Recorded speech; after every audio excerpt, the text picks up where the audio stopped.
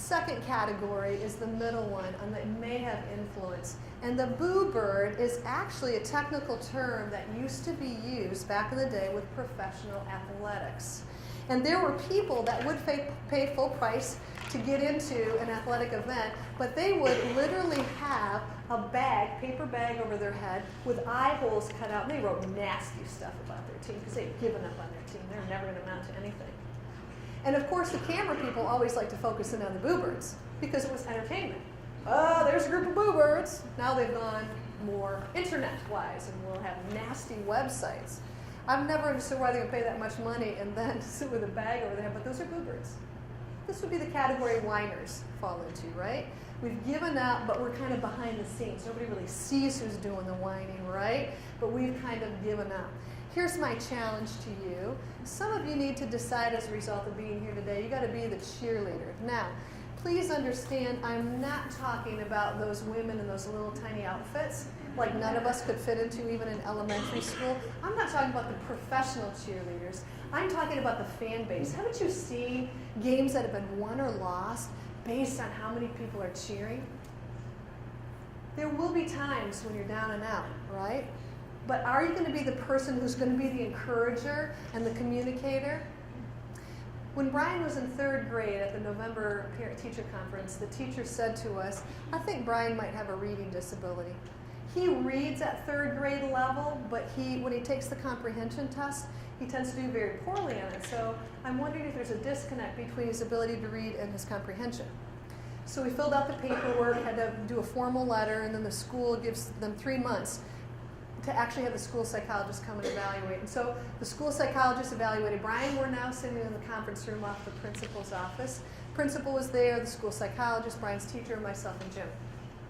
And he said to us, he said, well, I have good news and I have potential bad news.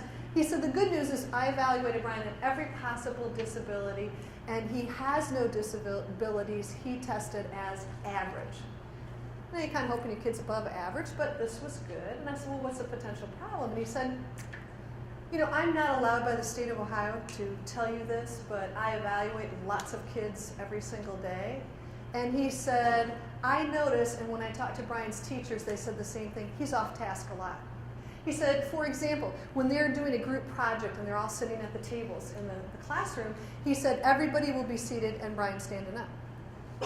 And then they're doing desk work. And so all the kids are working diligently on their desk work and Brian's playing with his pencil or his eraser or something else random. He's off focus a lot. He's very active, not like he's a boy, right? He said, again, I am not allowed by the state of Ohio to assess him. But I would suggest you hire a neuropsychologist, pediatric neuropsychologist, or talk to your pediatrician. But I have a pretty good feeling that Brian's probably has attention deficit disorder. We were stunned because we have friends and relatives who have kids who have ADD or ADHD, and we have always jokingly said, there's no such thing as attention deficit disorder. It's discipline deficit disorder until it's our kid. I went into my control mode. I got home, I did every bit of research I could online. I got books out of the library, I bought books at the bookstore, and I read everything I could on attention deficit disorder. I very quickly surmised that about 80 to 85% of the cases, attention deficit disorder is hereditary. Wow, we knew who we didn't get it from. So I'm reading this to Jim, right? I'm explaining this, and I'm reading the 10 characteristics, and he's like, oh, that is uncanny, how much of that I can relate to. And I'm like, it's you. I probably sound like a crappy mom. But, you know, I will admit to you, there were days I just wanted to be a boo bird. I wanted to say, Jim, it's entirely your fault. He takes up your side of the family. This is not me. You've got to deal with him. And we tried that for a little bit of time. And I'm telling you what, you put an ADD husband with an ADD child, it is a recipe for disaster.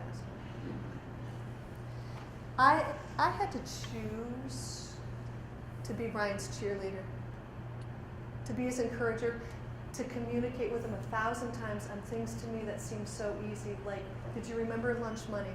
Where's your spelling list? Where did you leave your jacket? Did you forget I mean, things to me that like are as easy as breathing are hard for him, and it was extraordinarily difficult. But I will tell you, if I were not Brian's biggest cheerleader, encourager, and communicator, nobody would have done that for him. Nobody. It was a choice.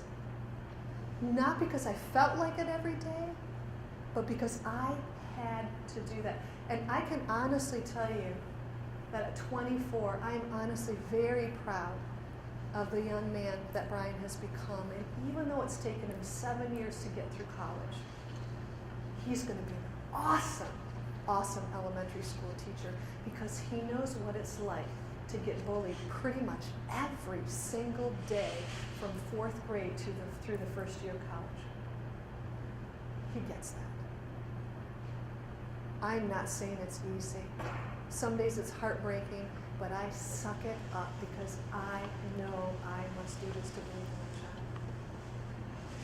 Your hospital needs people to be cheerleaders, and you have to determine, is that what you're called to do? Are you the encourager and communicator? Because it's all about choices.